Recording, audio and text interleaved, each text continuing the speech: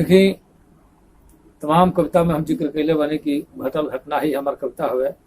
ऐसे ही एगो घटना जब जमदूतिया के दिया बारे के एगो प्रथा हुए हमने हिंदू समाज में, मथुरा जी में जाके दीपदान होला, जहाँ भाई बहन एक साथे जाके गांठ जोड़ के यमुना जी में डुबकी लगावे लें और दीपदान कर लें। ऐसा मान्यता हवे कि जे उजा दीपदान कर लो के यमराज के दूत ना छुए लें। यही प्रथा के निर्वहन करे हमरा बड़की दीदी के साथे एक बेर के यात्रा भइल मथुरा जी के। बस रिजर्व रहे, हाटा में बस खड़ा रहे, उजा सब लोग जाके उजा बैठल। अब वही जैसे एक जने मेहरारू कोल्हार बगही बिहार में जब बा गोपालगंज जिला में, वही जाके पूरा टीम रहे, वही में एक जन रहली जो चिल्ला चिल्ला गीत गावे, परेशान हो गए आदमी। एगो कविता हम लिखली, पूरा यात्रा वृतांत समझिए कि यात्रा वृतांत कहीं कविता नहीं हो बल्कि यात्रा वृतांत हो। कि हाटा में घाटा सहनी तब मिलल सुख सवारी के, हाटा में घाटा सहनी तब मिलल सुख सवारी के, दादा रे हम ना देखनी ऐसन मोहबाइन नारी के। बटई ऐसन गटई, बटई ऐसन गटई एकर परई ऐसन ओठ, बटई ऐसन गटई इनके परई ऐसन ओठ, जी बुझाला बड़का चाकर हो गहुवन के फोट। टाई टाई बोली जैसे टिटहिरियन की महतारी के, दादा रे हम ना देखनी ऐसन मोहबाइन नारी के। 4 दिन में 4 शेर बिन भेवले चिवरा खा गईली, 4 दिन में 4 शेर बिन भेवले चिवरा खा गईली, जे देखल हैरान हो गईल कैसे कुल पचा गईली।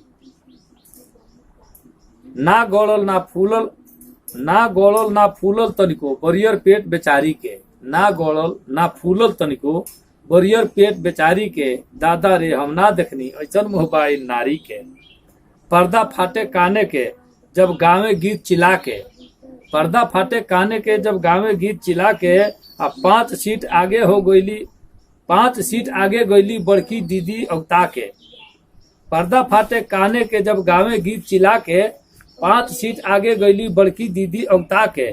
घेटू में घाटी लौके जब बावे मुंह बरारी के, घेटू में घाटी लौके जब बावे मुंह बरारी के, दादा रे हम ना देखनी ऐसन मोहबाइन नारी के। अवध आगरा कानपुर में कैली दर्शन पूजा, अवध आगरा कानपुर में कैली दर्शन पूजा, आ फाड़े में बलिराम के माई फाकत गईली भूजा।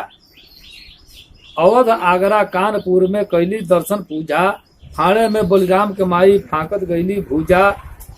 4 बूढ़ी चौकस गौले में बसधर की ससुरारी के, 4 बूढ़ी चौकस गौले में बसधर की ससुरारी के, दादा रे हम ना देखनी ऐसन मोहबाइन नारी के।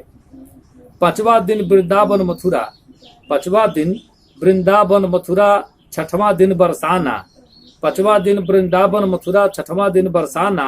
झंडा लेहले पंडा बाबा धावे ले मनमाना, कैले कूट बवाली बुढ़ऊ वो बगहिए करल है, कैले कूट बवाली बुढ़ऊ काजर टिकुली साड़ी के, दादा रे हम ना देखनी ऐसन मोहबाइन नारी के।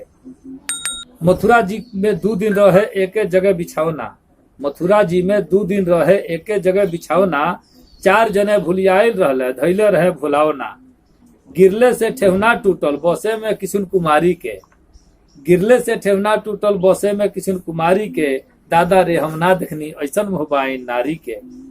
धन्य धन्य गिरिराज गोवर्धन धन धन राधे श्याम, धन्य धन्य गिरिराज गोवर्धन जय जय राधे श्याम। तहरे कृपा दया, तहरे दया कृपा से प्रभु जी देखनी दुर्लभ धाम। धन्य धन्य गिरिराज गोवर्धन जय जय राधे श्याम, तहरे दया कृपा से प्रभु जी देखनी दुर्लभ धाम।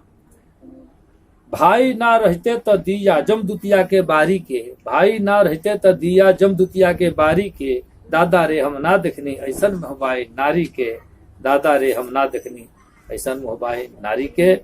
अगर वीडियो पसंद आवे तो आप चैनल सब्सक्राइब करें, बेल आइकन दबाएं, ज़्यादा से ज़्यादा अपने दोस्तों में मित्रों में शेयर करें।